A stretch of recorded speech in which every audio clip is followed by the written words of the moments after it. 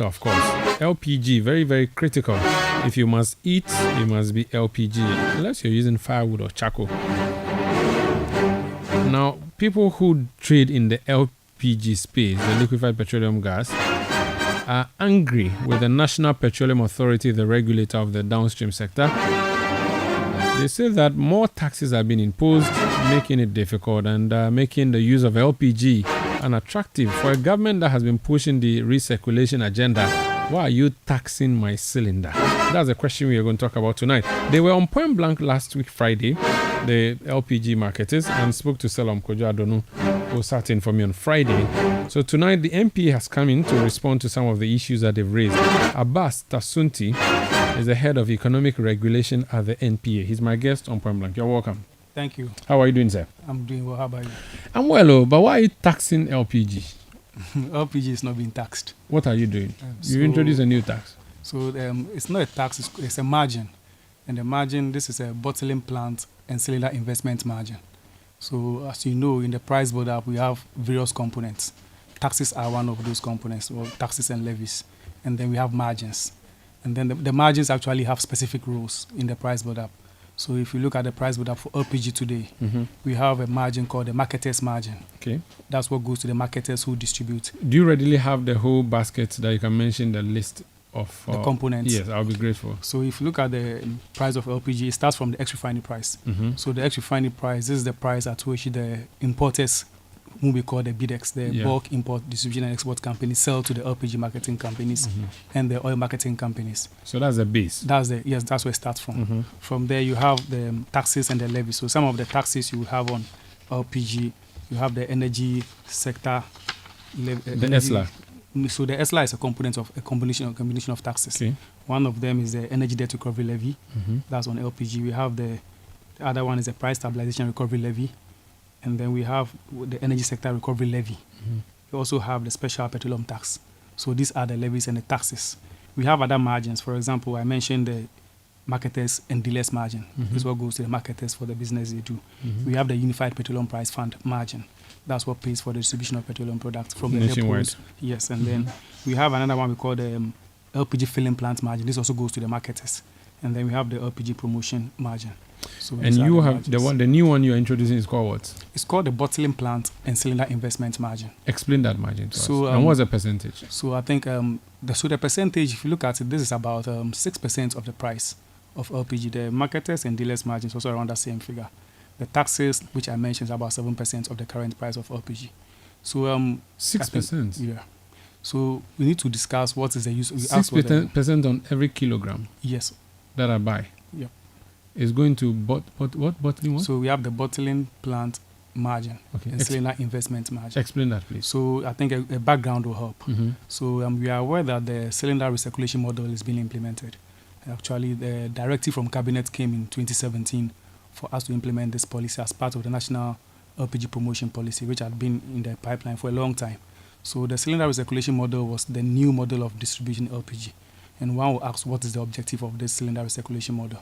We know that currently we have the regular LPG retail outlets. And you notice that most of them are located in the urban areas. So you have a lot of them in Accra, a lot of them in Kumasi and the other cities. But if you go to the rural areas and you're mostly the rural areas, you don't find them. And this is because, first of all, it's very expensive to build. And if you are building a place where the consumption of LPG is low, it doesn't make commercial sense for you as a businessman to do that. So the cylinder recirculation model is a model that is going to achieve access. So we are going to use this model to make sure that LPG is more accessible to consumers. And it's also available. Availability is something NPA always does to ensure that all petroleum products are available. Affordability is another tenet of the policy. So the 3 A's: affordability, accessibility, and availability. Largely availability, we always have LPG in the country because of our planning. Now access, this is what we don't have now. Like I said, most of the stations are located in urban areas. But through the cylinder recirculation model, we are going to have the cylinder exchange points, which are very cheap to build and also very cheap to operate compared to the current ones we have.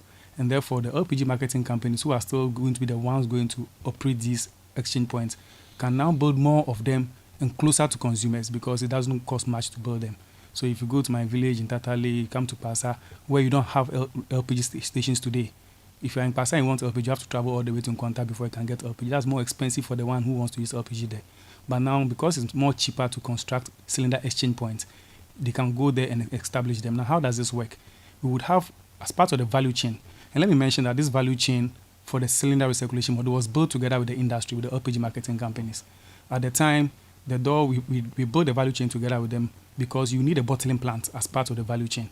The cylinders will be filled at the bottling plant, and then they are moved to the exchange points. The exchange points, all you need there are cages. So you can have different sizes of cages based on the market size you have there. And therefore, for you to build a cylinder exchange point, all you need is the land. Once approved, you do your concrete work there. It's just like selling pure water or bottled water. Yes, so you just have to have a space to pack the cylinders when they are brought. Exactly. So you have one for the empty cylinders, one for the full cylinders. And under this model, consumers don't also have to own cylinders. So you notice that one of the major challenges why some people also don't use LPG is because they have to now buy a cylinder before they can go and buy the LPG. Under this model, the consumer doesn't need to buy a cylinder. So if you're already an existing LPG user, you just take your the cylinder you have, you go there, you exchange for the full cylinder, and you go. You only pay for the content.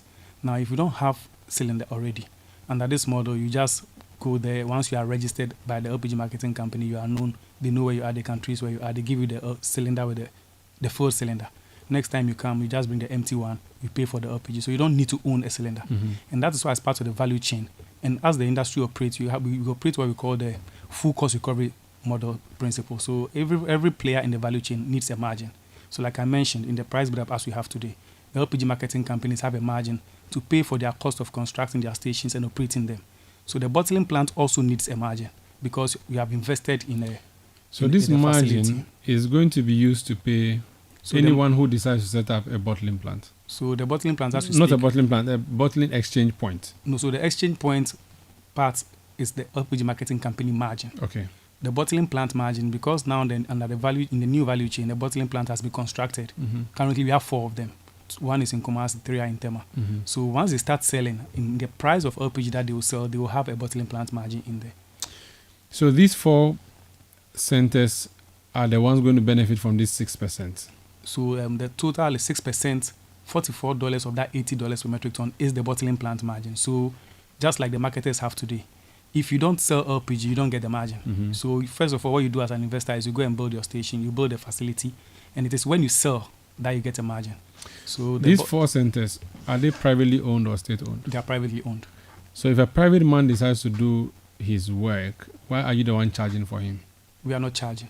So you are the one putting the... So what is happening is, just like before we did price regulation, the margins of marketers as we have today was regulated. Similar thing is with this. So with this CRM, because we are starting afresh, when we left it to the marketers, the private people to determine the cost, we realized that it was very high. So to ensure that we start this on a good note and not make it too expensive, if you look at the cost of a cylinder, and you look at the bottling plants and how much they intended to charge as their margins, it was quite high. Let me give you a typical example. The $44 per metric ton that we are talking about today is about 60 pesos per kg. The marketing companies today, their margin is over 1 cedi per kg. So even the bottling plants, they wanted more than what we are giving them. The cylinder investment margin also is $36 per metric ton, which is just around less than 40, about 50 pesos per kg.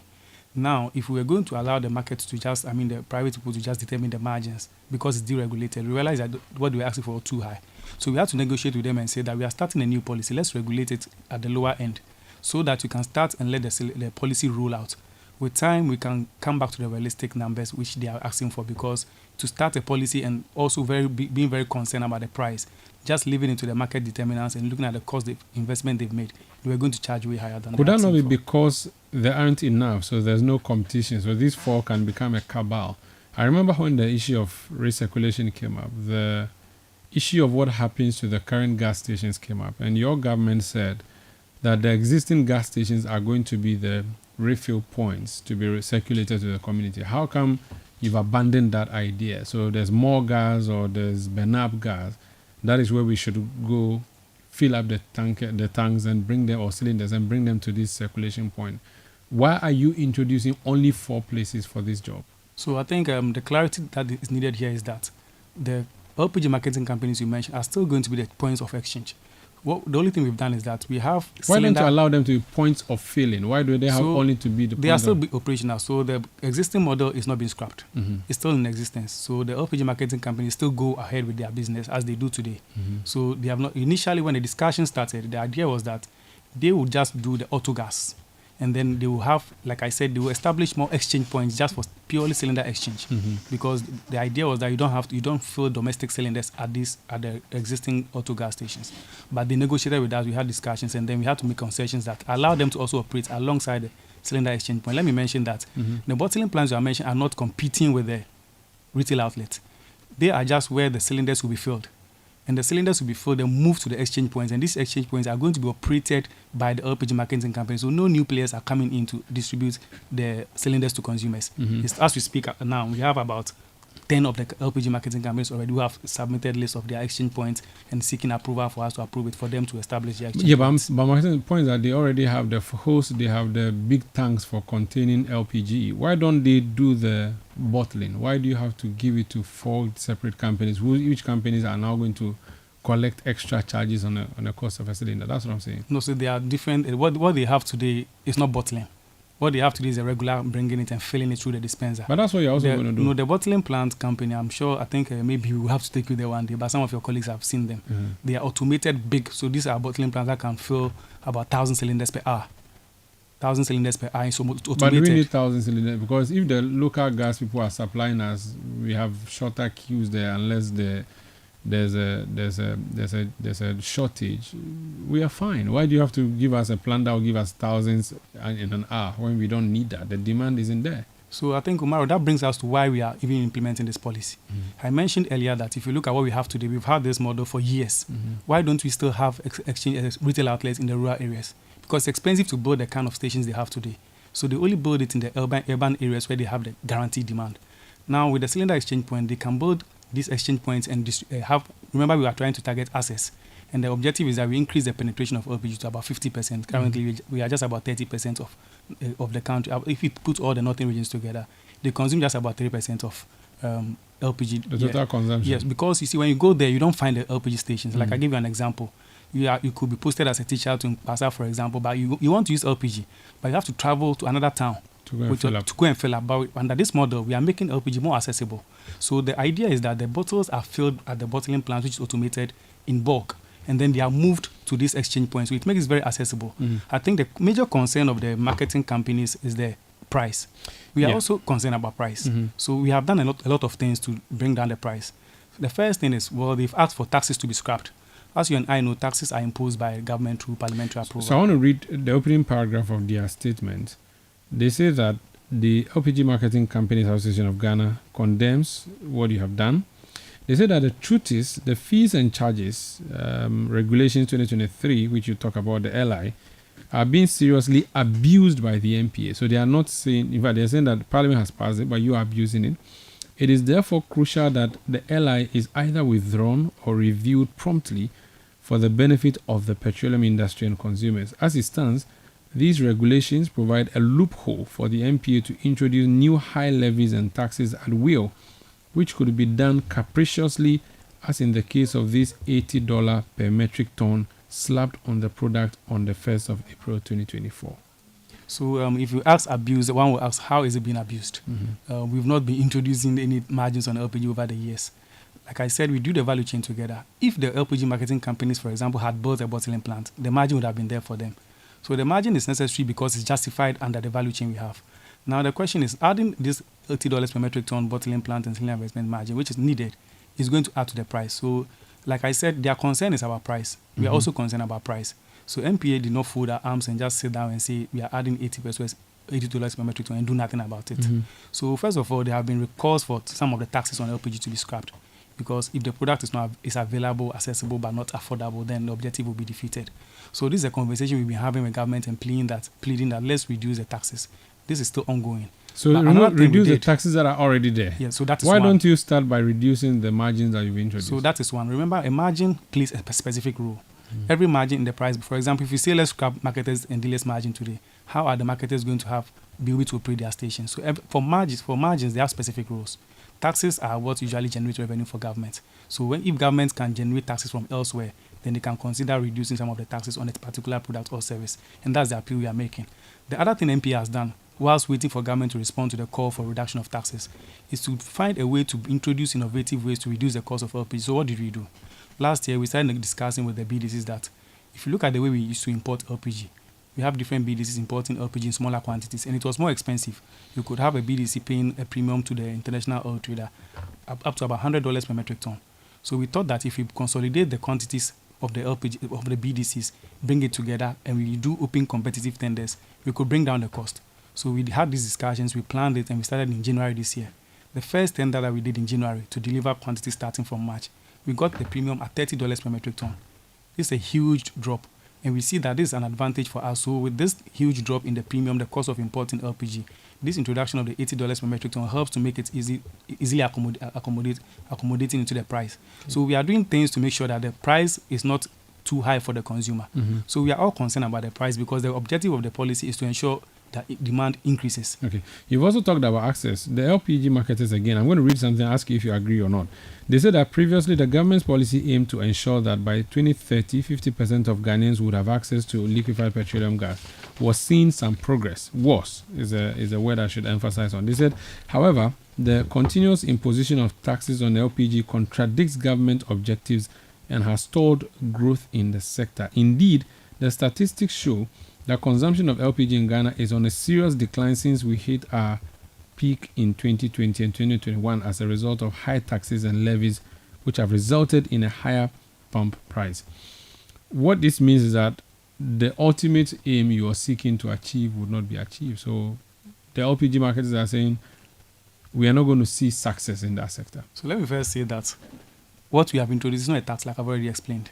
This is a margin needed in the price. So regardless whether it's a tax or not, yeah, so I'm trying to extra respond. Cost. So yeah, I'm explaining that. Yeah. So like I said, this is an extra cost that has come, but we've done something to make sure that this has been accommodated without increasing the price. If you see price increasing, it's purely because, like other petroleum products, when exchange rates go up, they will go up. When the world market price goes up, they will go up. But in this particular case, we've brought down the cost of importation to be able to accommodate this. I remember last year when we met them, we have done a lot of engagements on CRM. When we met, people kept asking questions. With the value chain, the way we've described it, obviously there's going to be the need for this margin. How are we going to ensure that this margin coming in does not make the product more expensive for the consumer? And that's what we've done. Secondly, the consumption trend of LPG, this is not the first time LPG consumption has dropped. In previous years, even without this bottling plant margin, we've seen LPG consumption drop before. In which year, for instance? For example, if you take from 2009, for example, in 2010, consumption dropped by about 19%.